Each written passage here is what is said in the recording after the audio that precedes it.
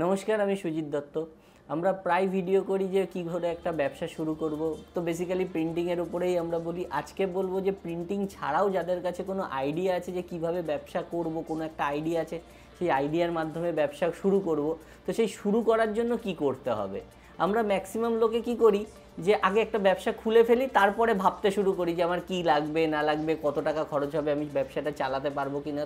এটা কি হলো, বেশিরভাগ সময় দেখা যায় যে আমরা একটা বন্দুক নিলাম আর নিয়ে একটা গুলি চালিয়ে দিলাম, তো তারপরে দেখলাম যে গুলিটা জায়গা মতো লাগলো না। তো আমরা ব্যবসাও কিন্তু এভাবেই ভেবে উঠি যে ব্যবসা করে ফেলি, তারপরে দেখি যে ঠিকঠাক হচ্ছে না। তো নিয়ম যেটা করা উচিত ছিল সেটা হচ্ছে আগে এম করতে হতো, তারপরে শ্যুটটা করতে হতো। তো তেমনই ব্যবসা করার জন্য আমরা আজকে 7খানা চেকলিস্ট বলবো যে এই 7টা পয়েন্টকে ব্যবসা শুরু করার আগে দেখা উচিত। তো 7টা পয়েন্টের প্রথম যে পয়েন্টটা হবে সেটা হচ্ছে প্রপার্টি, যে আমরা যেখানে ব্যবসাটা শুরু করব সেটা কোথায় আছে, কি রকম জায়গায় আছে, সেই ব্যবসাটা করার জন্য যে প্লেসটা আমরা ভেবেছি সেই প্লেসটাকে কি আমাদের ভাড়া নিতে হবে, যদি ভাড়া নিতে হয় তার কত টাকা ডিপোজিট দিতে হবে, বা যদি আমাদের নিজস্ব কোনো জায়গা থাকে সেটাকে হয়তো রেনোভেশন করতে হবে, সেই রেনোভেশনের জন্য কত টাকা লাগবে। তো একটা পুরো টাকার প্ল্যানিং করে নেওয়া উচিত প্রপার্টির জন্য বা বিজনেসের প্লেসটার জন্য। সেকেন্ড যে পয়েন্টটা সেটা হচ্ছে মার্কেট সাইজ। আমরা যে জিনিসটা, যে প্রোডাক্টটাকে বিক্রি করার কথা ভাবছি বা যে সার্ভিসটা দেওয়ার কথা ভাবছি তার মার্কেটটা কত বড়, মার্কেটের ডিমান্ড কতটা আছে। এমন এমন সময় দেখা যায় যে কোথাও আমরা দেখলাম যে এই প্রোডাক্টটা ওখানে খুব ভালো চলছে, আমি ভাবছি যে ওই জিনিসটাই আমি এখানে বিক্রি করব। তো আপনার এলাকায় দেখুন সেইটার ডিমান্ড কতটা আছে, কারণ সব জায়গায় সব কিছুর ডিমান্ড এক থাকে না। তো আমাকে ব্যবসা শুরু করার আগে কিন্তু 2 নম্বর পয়েন্ট যেটা, এটাও দেখতে হবে যে মার্কেট সাইজ কত বড় আর মার্কেটে প্রোডাক্টের ডিমান্ডও কতটা আছে।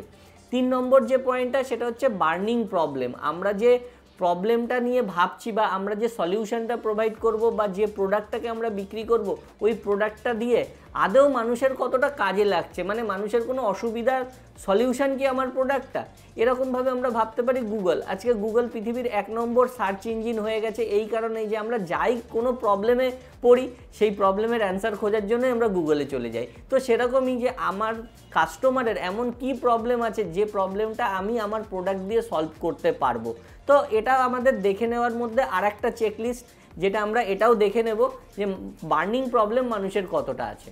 4 নম্বর যে পয়েন্টটা সেটা হচ্ছে যে কম্পিটিশান। আমরা অনেক সময় ভাবি না যে আমি এমন একটা ব্যবসা করব যেখানে কম্পিটিশান একদমই থাকবে না। তো আমি বলবো যে না, কম্পিটিশান থাকা ভালো, কারণ আপনি এমন একটা জিনিসকে নিয়ে হয়তো ব্যবসা করার কথা ভাবছেন যেখানে কম্পিটিশান নেই মানে কি হতে পারে, সেটার প্রোডাক্টের কোনো ডিমান্ডই নেই, তাই কম্পিটিশানও নেই। তো কম্পিটিশান সবসময় ভালো। অল্প অল্প কম্পিটিশান তো অবশ্যই ভালো, কারণ তার জন্য কি হয় যে আমরাও চেক করতে পারবো যে আমার যে কম্পিটিটর যে এই জিনিসটা বানাচ্ছে বা বিক্রি করছে তার থেকে আমি কতটা বেটার করতে পারবো। তো কম্পিটিশান সবসময় আপনাকে এগিয়েই নিয়ে যাবে, তার জন্য কম্পিটিশান অলওয়েজ গুড। 5 নম্বর পয়েন্ট হচ্ছে কেওয়াইসি। হয় না, এখন সব জায়গায় তো কেওয়াইসির প্রয়োজন হয়, মানে নো ইয়োর কাস্টমার। আমার প্রোডাক্ট বা সার্ভিসের জন্য যে কাস্টমারটা আসবে সেই কাস্টমারটাকে কি আমি খুব ভালো করে চিনি, বা আমার প্রোডাক্টটা যার জন্য আমি বানাচ্ছি তাকে কতটা ভালো করে জানি, তার বয়স কত, সে কীরকম টাইপের জিনিস পছন্দ করে, তার বাইং ক্যাপাসিটি কতটা আছে, তাকে আমরা কোথায় পাবো। তো এই রকম কাস্টমারের বিষয়, মানে আমার প্রোডাক্টের সমস্ত কিছু নিয়ে আমাকে ভাবতে হবে যে এই প্রোডাক্টটা যে পারচেস করবে তার নিডটা কী, তাকে খুব যত ভালো করে জানবো তাহলে তাকে অ্যাড্রেস করতে, সেটা হতে পারে আমাদের অ্যাডের ক্ষেত্রেও প্রয়োজন হতে পারে বা আমার প্রোডাক্টের ডেভেলপমেন্টের ক্ষেত্রেও হতে পারে, যে আমার কাস্টমারকে জানলে আমি প্রোডাক্টটাকেও সেইভাবে ডিজাইন করতে পারবো।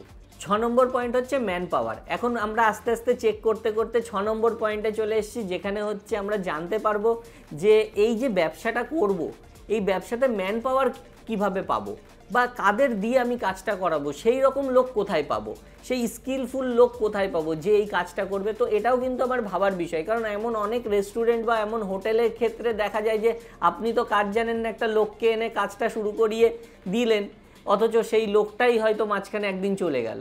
তাহলে সেকেন্ড সোর্স কি আছে? তো সেই জন্য আমরা ম্যান পাওয়ারের জন্য আগে ভেবে রাখবো যে আমরা কিভাবে পুরো কাজটাকে একটা ফ্লোতে চালাতে পারবো, যে ম্যান পাওয়ার কোথা থেকে হায়ার করব, কিভাবে ম্যান পাওয়ার রিসোর্স করব, সেই সমস্ত বিষয়।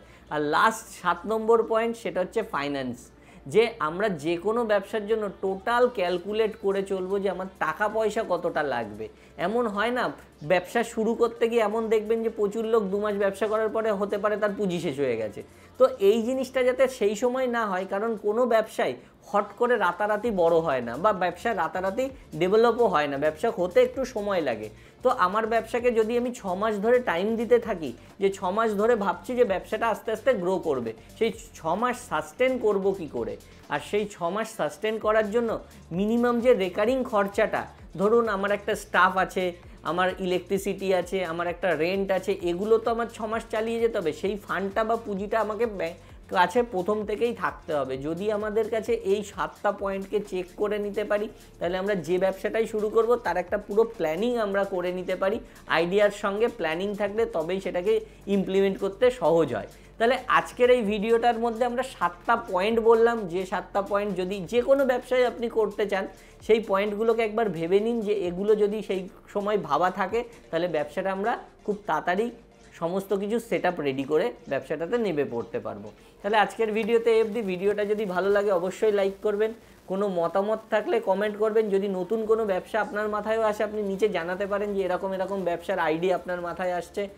আর যদি প্রিন্টিং ব্যবসা করেন, আমরা সবসময় বলি প্রিন্টিংয়ের উপরে আমাদের ট্রেনিং হয়, আপনি আমাদের সঙ্গে প্রিন্টিংয়ের জন্য যোগাযোগ করতে পারেন। তাহলে আজকের ভিডিওতে অবধি, পরবর্তী ভিডিওতে আবার দেখা হবে। ততদিন ভালো থাকবেন, সুস্থ থাকবেন।